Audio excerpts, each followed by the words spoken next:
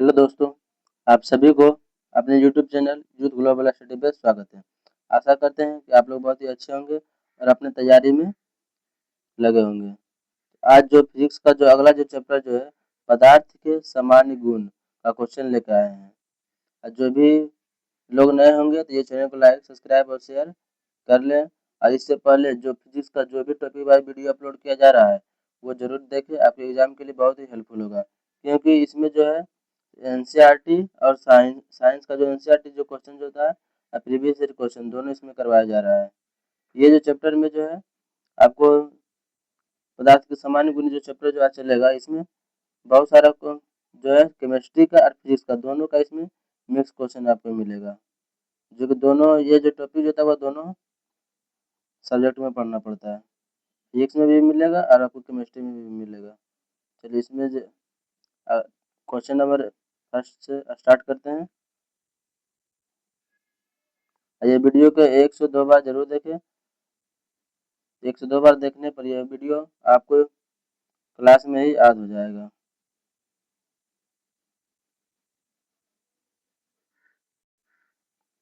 पहला क्वेश्चन है, ये पहला क्वेश्चन है एनसीईआरटी का इसमें डाला हुआ है, इसलिए एनसीईआरटी हर एक एग्जाम के लिए इम्पोर्टेंट होता है।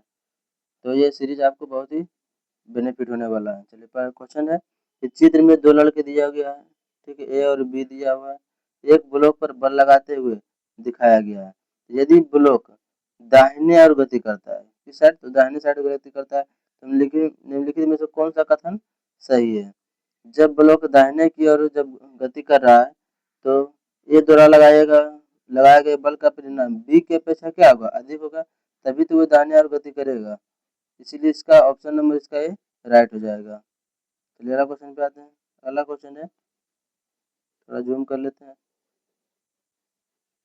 अगला क्वेश्चन है, निम्नलिखित बलों में से कौन सा बल संपर्क बल है। तो संपर्क बल कौन सा बल है, तो घर्षण बल जो होता है वह संपर्क बल होता है। यानी कि ये दो वस्तुओं के बीच के संपर्क से ये घर्षण बल लगता है। जब हम आगे की ओर चलते हैं या कोई भी वस्तु आगे की ओर चलता है या पीछे चलता है तो वो क्या वहाँ पे घर्षण बल उत्पन्न होता है। तो ऑप्शन नंबर इसका बी राइट हो जाएगा। अगला क्वेश्चन है, पानी के द्वारा ऊपर की तरफ लगाया गया बल क्या कहलाता है।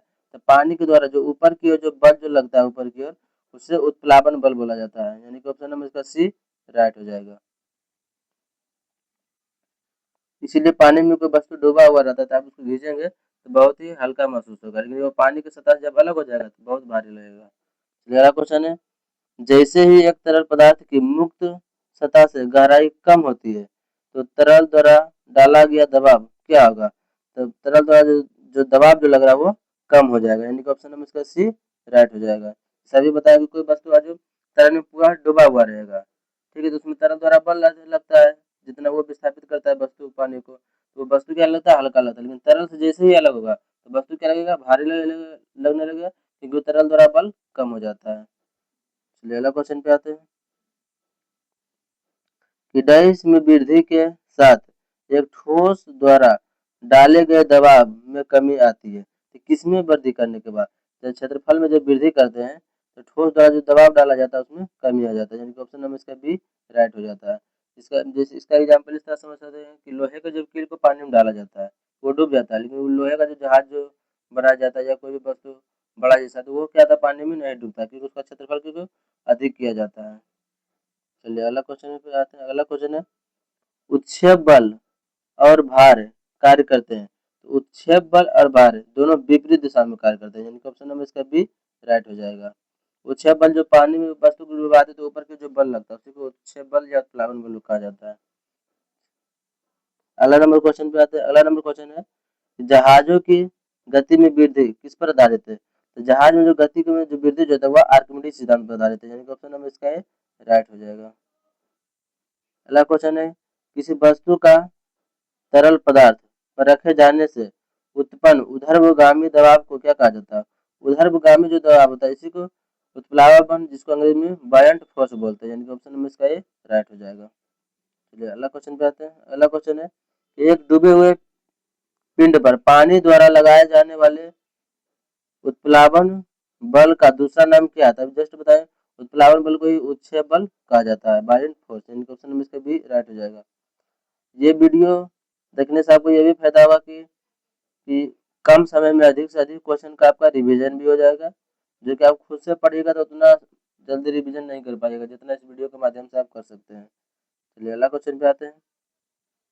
अगला क्वेश्चन है कि यदि आप एक गिलास को पानी और बर्फ से पूरी तरह भरते हैं और बर्फ पूरी तरह गल जाती है तो क्या होगा? तो जब पूरी तरह गल जाएगा तो वो उसमें उसके स्तर में कोई भी प्रभाव नहीं पड़ेगा, यानी कि वो जो जो जल का जो स्तर रहेगा ना तो ऊपर होगा ना ही नीचे होगा, यानी कि पूर्ववत बना रहेगा, यानी कि ऑप्शन नंबर इसका सी राइट हो जाएगा, क्योंकि इसका 1/10 भाग जो होता है वो जल का अंदर ही रहता है, इतना ध्यान में रखिएगा। चलिए अगला क्वेश्चन पे आते हैं। अगला क्वेश्चन है यदि कोई वस्तु डूबती है तो वस्तु पर तरल द्वारा प्रयुक्त उत्क्षेप डैश होगा, तो उत्क्षेप जो होगा और जो कोई वस्तु डूब जाता है तो उसका जो उत्क्षेप यानी कि पानी के ऊपर के जो बल जो लगाया जाता है वो वस्तु के भार से कम हो जाएगा, यानी कि ऑप्शन नंबर इसका सी राइट हो जाएगा। अगर जो वस्तु के भार के बराबर जो बराबर रहेगा तो वो वस्तु क्या होगा, बीच में जो होगा वो तैरेगा वस्तु। अगर जो उत्क्षेप भार अधिक हो जाएगा तो वस्तु डैश ऊपर रहेगा पानी में। ये तीनों कंडीशन याद रखिएगा। चलिए अगला क्वेश्चन पे आते हैं। अगला क्वेश्चन है किसी तल के लंबवत कार्य करने वाला बल क्या कहलाता है? तो कार्य के लंबवत जो बल कार्य करता है उसी को कहते हैं उत्क्षेप बल कहते हैं, यानी कि ऑप्शन नंबर इसका ए राइट हो जाएगा। चलिए अगला क्वेश्चन है बर्फ पानी पर तैरती है क्योंकि इसका घनत्व डैश होता है, तो बर्फ पानी पर इसीलिए तैरता है क्योंकि पानी का घनत्व जो होता है वह बर्फ के घनत्व से अधिक होता है, यानी कि बर्फ का घनत्व क्या होता है, पानी से कम होता है, यानी कि ऑप्शन नंबर इसका ए राइट हो जाएगा, पानी से अधिक होता है। चलिए सॉरी, पानी से अधिक नहीं कम होता है, अभी जस्ट ही बताए थे कि बर्फ का घनत्व कम होता है और पानी का घनत्व अधिक होता है, इसीलिए बर्फ पानी में तैरता है। ऑप्शन नंबर इसका बी राइट हो जाएगा। अगला क्वेश्चन पे आते हैं। अगला क्वेश्चन है चांदी का घनत्व दिया हुआ है इतना है और पानी का घनत्व 10⁻³ केजी प्रति मीटर क्यूब, तो चांदी का अपेक्षित घनत्व क्या होगा? तो चांदी का अपेक्षित घनत्व बराबर होता है पदार्थ का घनत्व बटे पानी का घनत्व, तो पदार्थ का घनत्व जो दिया हुआ है 10.8 गुना 10⁻³ दिया हुआ है और जो पानी का घनत्व है वह 10⁻³ दिया हुआ है, तो ये दोनों कट जाएगा तो कितना बचेगा 10.8 बचेगा, यानी कि ऑप्शन नंबर इसका सी राइट हो जाएगा। ये फॉर्मूला याद रखिएगा जो बताए थे अभी। चलिए अगला क्वेश्चन है कि सापेक्ष घनत्व किसके बराबर होता है? तो सापेक्ष घनत्व अभी जस्ट ही बताए थे कि पदार्थ का घनत्व बटे पानी का घनत्व होता है, यानी कि ऑप्शन नंबर इसका सी राइट हो जाएगा। और यही न्यूमेरिकल अभी दिया हुआ था जो अभी जस्ट बताए थे। निम्नलिखित में से किसकी कोई भी इकाई नहीं होता है? तो सापेक्षिक घनत्व जो होता है इसका कोई भी इकाई नहीं होता है। सापेक्षिक घनत्व हो गया, आवर्धन जो हो गया, सबका कोई इकाई नहीं, तो विकृति हो गया, ये सबका कोई भी इकाई या मात्रक नहीं होता था। ऑप्शन नंबर इसका बी राइट हो जाएगा। चलिए अगला क्वेश्चन है यदि कोई वस्तु तैरती है तो वस्तु पर जल द्वारा लगाया जाने वाला बल उत्क्षेप बल क्या होगा? अभी जस्ट बताया कि उत्क्षेप बल जब अधिक होगा तभी वह वस्तु क्या होगा, तैरेगा, यानी कि वस्तु के भार से उत्क्षेप बल क्या होगा, अधिक होगा। ऑप्शन नंबर इसका डी राइट हो जाएगा। अगर जो उत्क्षेप बल वस्तु के भार के बराबर रहेगा तो ये जो पानी जो भरा हुआ है इसमें वस्तु जो बीच में तैरेगा, ना डूबेगा न ऊपर या न नीचे। अब वस्तु भार से कम होगा तो ये वस्तु क्या होगा, डूब जाएगा। ये तीनों कंडीशन आपको याद रखना है। अगला क्वेश्चन है कि जब एक पिंड को किसी तरल में पूरी तरह से या आंशिक रूप से डुबाया जाता है तो उस पर ऊर्ध्वाधर दिशा यानी कि ऊपर की ओर में एक बल प्रयुक्त होता है, ठीक है, जो उस पिंड द्वारा विस्थापित किए गए तरल भार के बराबर होता है। तो अगर जो तरल भार के बराबर होता है तो यह किस नियम द्वारा स्पष्ट होता है? तो ये जो है आर्किमिडीज का जो नियम जो होता है इससे के द्वारा स्पष्ट होगा, इनका ऑप्शन नंबर इसका ए राइट हो जाएगा। चलिए अगला क्वेश्चन पे आते हैं। अगला क्वेश्चन है कि सीजीएस प्रणाली में विकृति की इकाई क्या होता है? अभी जस्ट बताए थे, विकृति हो गया, ठीक है, सापेक्षिक घनत्व हो गया और आवर्धन हो गया, इसका कोई भी मात्रक नहीं होता है, ठीक है, ऑप्शन नंबर इसका सी राइट हो जाएगा, कोई भी इकाई नहीं होगा। चलिए अगला क्वेश्चन पे आते हैं। एक ब्लोटिंग पेपर स्याही कैसे सोखता है? ये जो केशिकत क्रिया के कारण ही सोखता है, और जो दिया जो जलाते हैं तो उसमें जो केरोसिन तेल ऊपर की जो बत्ती में जाता है वो भी केशिका तो क्रिया के ही द्वारा जाता है, इसी को बोला जाता है केशिका क्रिया बोला जाता है। ऑप्शन नंबर इसका बी राइट हो जाएगा। अगला क्वेश्चन है, एक द्रव की बूंद संयोजित होती है क्योंकि इसके कणों का आकर्षण इसका संभव क्षेत्रफल न्यूनतम होता है। तो इस परिघटना की क्या कहते हैं, जो क्षेत्रफल जैसे बोलेगा न्यूनतम यानी कम से कम क्षेत्रफल करने की प्रकृति किसमें पाया जाता है, तो वो पृष्ठ तनाव में पाया जाता है। तो ऑप्शन नंबर इसका ये राइट हो जाएगा। अगला क्वेश्चन है कि जल की गिरती हुई बूंद किस गुणधर्म के कारण गोलाकार होता है। तो अभी जस्ट बताया गोलाकार हो रहा है, क्षेत्रफल को वो कम करने की कोशिश कर रहा है, ये पृष्ठ तनाव के कारण होता है। ठीक है, ऑप्शन नंबर इसका ए राइट हो जाएगा, जल का पृष्ठ तनाव। चलिए अगला क्वेश्चन है, एक टैंक को एक समान क्षैतिज त्वरण से एक द्रव द्वारा आंशिक रूप से भरा गया है। तो निम्नलिखित में से एक टैंक में द्रव की सतह के लिए कौन सा कथन सत्य होगा।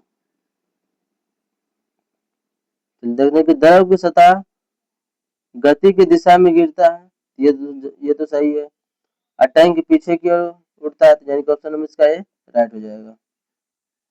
चलिए अगला क्वेश्चन है कि उत्प्लावकता यानी कि बायोनेंसी फोर्स जिसको बोलते हैं, सिद्धांत के आधार पर जहाज पानी में तैरते हैं। तो सर्वप्रथम इस सिद्धांत की पहचान करने का श्रेय किसे दिया जाता है। अब जस्ट बताते हैं आर्किमिडीज को दिया जाता है, यानी कि ऑप्शन नंबर इसका सी राइट हो जाएगा।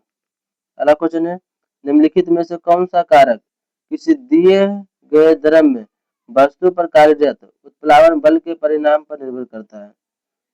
तो उत्प्लावन बल के जो परिणाम जो निर्भर करता है उसमें क्या होता है कि जो तरल पदार्थ का घनत्व जो होता है और उसमें डूबी हुई वस्तु का आयतन होता है, यानी कि ऑप्शन नंबर इसका सी राइट हो जाएगा। जो तरल पदार्थ का घनत्व हो गया और उसमें डूबी हुई वस्तु का आयतन पर निर्भर करता है, यानी कि ऑप्शन नंबर सी इसका राइट हो जाएगा। अगला क्वेश्चन है कि उत्प्लावन का केंद्र हमेशा, उत्प्लावन का जो केंद्र जो होता है वह हमेशा विस्थापित द्रव के आयतन के केंद्रक के संपाती होता है, यानी कि ऑप्शन नंबर इसका बी राइट होता है, राइट हो जाएगा। उत्प्लावन का जो केंद्र जो होगा हमेशा विस्थापित द्रव के आयतन के केंद्र के संपाती होता है। चलिए अगला क्वेश्चन पे आते हैं। अगला क्वेश्चन है, किस सिद्धांत या नियम के आधार पर वस्तु पानी में तैरता है। अभी जस्ट बताए थे आर्किमिडीज के सिद्धांत पर तैरता है, यानी कि ऑप्शन नंबर इसका सी राइट हो जाएगा। चलिए अगला क्वेश्चन है, जब किसी पिंड को किसी द्रव में पूर्ण या आंशिक रूप से डुबोया जाता है तो यह पिंड विस्थापित द्रव के भार के बराबर होता है, तो एक उत्क्षेप बल का अनुभव करता है। तो इस सिद्धांत को किस रूप में जाना जाता है। अभी देखिए कितना बार ये क्वेश्चन पूछा गया, यूपीएससी में भी पूछा गया। ये आर्किमिडीज सिद्धांत पर आधारित है, ऑप्शन नंबर इसका बी राइट हो जाएगा। अगला क्वेश्चन है कि बिना भंजन के पदार्थ की विकृति होने की योग्यता कहलाती है। बिना भंजन के पदार्थ का विकृत होना यानी कि टूट जाना जैसे सुघट कहलाता है। ये गुण क्या कहते हैं, सुघट, यानी कि ऑप्शन नंबर इसका सी राइट हो जाएगा। अगला क्वेश्चन है कि पूर्णतः प्रत्यास्थ वस्तुओं का प्रतिस्थापना गुणांक कितना होता है, वो 1 होता है, यानी कि ऑप्शन नंबर इसका सी राइट हो जाएगा।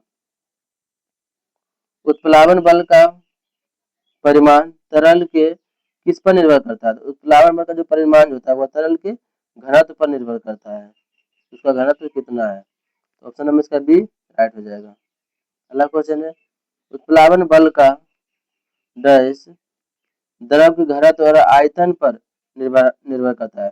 तो उत्प्लावन बल का जो परिमाण जो होता है वह द्रव की घनत्व और आयतन पर निर्भर करता है, यानी कि ऑप्शन नंबर इसका बी राइट हो जाएगा। अगला क्वेश्चन है, निम्नलिखित में से दाब का बीमा सूत्र क्या होता है। तो दाब का जो बीमा सूत्र होता है M L minus 1 T minus 2 होता है, यानी कि ऑप्शन नंबर इसका बी राइट हो जाएगा। दाब बराबर जो फॉर्मूला जो होता है, दाब बराबर बल बटे क्षेत्रफल, अब इससे भी निकाल सकते हैं। बल का जो बीमा सूत्र होता है एम एल टी माइनस 2 होता है और क्षेत्रफल का जो होता है बीमा वह एल 2 होता है। इसको ऊपर ले जाएगा तो यहीं से निकल जाएगा M L minus 1 T minus 2। चलिए अगला क्वेश्चन पे आते हैं। अगला क्वेश्चन है, यदि एक बांध से में जल की गहराई h तथा ये जल का अनुप्रस्थ क्षेत्रफल तथा टी बांध की मोटाई, तब बांध की दीवार पर लगने वाला दाब किस पर निर्भर करता है। तो जो बांध के दीवार पर जो दाब जो लगता है वह गहराई या जल का क्षेत्रफल या मोटाई इनमें से किसी पर निर्भर नहीं करता है, यानी कि ऑप्शन नंबर इसका डी राइट हो जाएगा। अगला क्वेश्चन है, जब पानी से भरे हुए एक बीकर में एक कोर्क और कील को रखा जाता है तो कोर्क तैरता है जबकि कील डूब जाता है। तो अभी जस्ट ये बताए थे कि जो कोर्क इसलिए तैरता है कि इसका घनत्व क्या होता है, कम होता है, कील का जो घनत्व जो होता है वो अधिक होता है, इसलिए पानी में क्या होता है, डूब जाता है। यानी कि लोहे की कील का घनत्व पानी की कील के घनत्व से अधिक होता है, इसी कारण वो पानी में डूब जाता है। ऑप्शन नंबर इसका बी राइट हो जाएगा। अगला क्वेश्चन है कि दाब को डैश के रूप में परिभाषित किया जाता है। दाब को किस रूप में परिभाषित किया जाता है? तो दाब को ही दाब बराबर जो फॉर्मूला भी बताए थे, बल बटे क्षेत्रफल बताए थे, ठीक है। तो बल परनोद या थ्रस्ट जो होता है उसी को बल भी बोला जाता है। तो परनोद या थ्रस्ट की प्रति इकाई क्षेत्रफल को क्या कहते हैं, दाब कहते हैं। ऑप्शन नंबर इसका डी राइट हो जाएगा। चलिए अगला क्वेश्चन पे आते हैं। अगला क्वेश्चन है कि चांदी का अपेक्षित घनत्व जो है 10.8 है और पानी का अपेक्षित घनत्व जो है 10⁻³ केजी मीटर प्रति क्यूब। तो ये सारे मात्रक में चांदी का घनत्व क्या हो जाएगा? अभी जो घनत्व बराबर जो फॉर्मूला सापेक्ष घनत्व बराबर जो फॉर्मूला अभी बताए थे, पदार्थ का घनत्व बटे पानी का घनत्व, यही फॉर्मूला पे बैठाना है। तो ऑप्शन नंबर इसका ये राइट हो जाएगा। इस पर बैठा के निकाल लीजिएगा, ऑप्शन नंबर ए आएगा। ये फॉर्मूला को याद भी रखिएगा, बहुत सारा न्यूमेरिकल देख रहे हैं, इससे पूछा गया। चलिए अगला क्वेश्चन है, निम्न में से किसका घनत्व जल के घनत्व से अधिक होता है? तो जल के घनत्व से अधिक होता है। तो कोर्क, बर्फ और थर्मोकोल ये क्या होता है, तीनों पानी में तैरता है, लेकिन लोहे की कील होता है पानी में ये तैरता नहीं बल्कि डूब जाता है। तो जल का घनत्व जो होगा लोहे की कील से क्या होता है, कम होता है, यानी कि लोहे का कील का घनत्व जल के घनत्व से अधिक होगा। ऑप्शन नंबर इसका सी राइट होगा। अभी ग्रुप डी का एग्जाम स्टार्ट होने वाला है 3 तारीख से। जो भी लोग ग्रुप डी का एग्जाम दे रहे हैं तो वो इस वीडियो को देखकर 102 बार जरूर जाए, इससे डायरेक्ट क्वेश्चन आपको एग्जाम में देखने को मिलेगा। चलिए अगला क्वेश्चन पे आते हैं, तो आपको अंदाजा आ जाएगा कि ये सीरीज कैसा चल रहा है, एग्जाम के लिए हेल्पफुल है या नहीं। तो ये अगला क्वेश्चन है कि एक सदिश राशि में परिमाण और दिशा दोनों होते हैं, जबकि अदिश राशि में केवल परिमाण और दिशा नहीं होता। तो निम्नलिखित में से कौन सी अदिश राशि, पूछ रहा अदिश राशि कौन सा है? तो बल, संवेग और विस्थापन ये तीनों क्या है, सदिश राशि है, जिसमें दिशा और परिमाण दोनों होता है। तो इधर दाब यानी कि ऑप्शन नंबर इसका ए राइट हो जाएगा। ये कौन सा राशि है, अदिश राशि है। अगला क्वेश्चन है, एकांक पदार्थ के घनत्व को किस रूप में परिभाषित किया जाता है? तो एकांक पदार्थ के घनत्व को द्रव्यमान के रूप में परिभाषित किया जाता है, यानी कि ऑप्शन नंबर इसका ए राइट हो जाएगा, द्रव्यमान प्रति इकाई आयतन के रूप में। क्योंकि जो फार्मूला जो होता है घनत्व बराबर जो फार्मूला आता है द्रव्यमान बटे आयतन होता है। तो घनत्व को द्रव्यमान प्रति इकाई आयतन के रूप में व्यक्त किया जाता है। ऑप्शन नंबर इसका ये राइट हो जाएगा। अगला क्वेश्चन है, किस तापमान पर पानी का घनत्व अधिकतम होता है? तो पानी का घनत्व जो अधिकतम जो होता है वह 4 डिग्री सेल्सियस पर अधिकतम होता है, यानी ऑप्शन नंबर इसका डी राइट हो जाएगा। अगला क्वेश्चन, ठोस के पिघलने के दौरान इसका आयतन क्या होता है? तो ठोस जब पिघलता है तो उसका आयतन में कोई भी परिवर्तन नहीं होता है, यानी कि ऑप्शन नंबर इसका डी राइट हो जाएगा। अगला क्वेश्चन है, जैसे ही एक तरल पदार्थ की मुक्त सतह से गहराई बढ़ती है तो तरल द्वारा डाला गया दाब क्या होगा? तो तरल द्वारा जो दबाव जो होता है वह क्या था, बढ़ जाता है, यानी कि ऑप्शन नंबर इसका सी राइट हो जाएगा। अगला क्वेश्चन है, एक आदर्श तरल पदार्थ एक आदर्श तरल पदार्थ जो होता है उसमें क्या था, ना तो घर्षण होता है और न वो उसमें संपीड़न होता है, यानी कि वह घर्षण रहित और वो संपीड़ित होता है, यानी कि ऑप्शन नंबर इसका डी राइट हो जाएगा। अगला क्वेश्चन है, ऊंचाई पर उड़ते हुए विमान के केबिन के अंदर का दबाव क्या होता है? तो बाहर की तुलना में वो अधिक होता है, यानी कि ऑप्शन नंबर इसका सी राइट हो जाएगा। अगला क्वेश्चन है, एक निश्चित तापमान पर वायु का जो दबाव है किसके अनुपातिक होता है? ये घनत्व के अनुपातिक होता है, यानी कि ऑप्शन नंबर इसका ये राइट हो जाएगा। घनत्व का ऐसा मात्र पूछेगा तो केजी प्रति मीटर क्यूब होता है, वेग का जो होता है मीटर प्रति सेकंड होता है, दूरी का ऐसा मात्रक मीटर होता है। अगला क्वेश्चन है कि पानी का घनत्व क्या है? तो पानी का जो घनत्व जो होता है वह 1000 केजी प्रति मीटर क्यूब होता है, यानी कि ऑप्शन नंबर इसका ये राइट हो जाएगा। अगला क्वेश्चन है, निम्नलिखित कारणों में से किस कारण बादल आकाश में तैरता है? तो बादल जो आकाश में जो तैरता है वह घनत्व के कारण ही बादल आकाश में तैरता है, क्योंकि बादल का जो आकाश में तैरता है वो घनत्व उसका क्या था, कम होता है, यानी कि ऑप्शन नंबर इसका डी राइट हो जाएगा, निम्न घनत्व के कारण। चलिए अगला क्वेश्चन है, कणों की अधिकतम गति ऊर्जा किसमें होता है? तो कण की सबसे अधिक गति ऊर्जा किसमें हो जाएगा? गैस में होगा, क्योंकि ठोस में तो अंतराण्विक स्थान कम होता है, द्रव में भी अंतराण्विक स्थान कम होता है, तो अंतराण्विक स्थान जो होता है वो किस में ज्यादा होता है? तो अंतराण्विक स्थान गैस में ज्यादा होता है, तो इसमें गति ऊर्जा भी अधिकतम गैस में ही होगा, यानी कि ऑप्शन में इसका ये राइट हो जाएगा। अगला क्वेश्चन है, वह स्थिति जिसमें अणुवीय आकर्षण अत्यधिक दृढ़ होता है? तो अत्यधिक दृढ़ किसमें होगा? जो ठोस वस्तु होगा, ठीक है, तो ऑप्शन नंबर इसका ये राइट हो जाएगा, ठोस में। अगला क्वेश्चन है कि गैस में आयनिक गति के विवरण पर तापमान में वृद्धि के प्रभाव के संबंध में निम्नलिखित में से कौन सा कथन सत्य नहीं है? गैस में आणविक गति का तो सर्वाधिक संपीड़ित गति बढ़ जाती है, तो ये तो सही है। संभावित सबसे संभावित गति के साथ अणुओं का अंश बढ़ जाता है, ये गलत है, यानी कि ऑप्शन नंबर इसका बी राइट हो जाएगा। अगला क्वेश्चन है, निम्नलिखित में से क्या आर्किमिडीज के सिद्धांत पर आधारित नहीं है?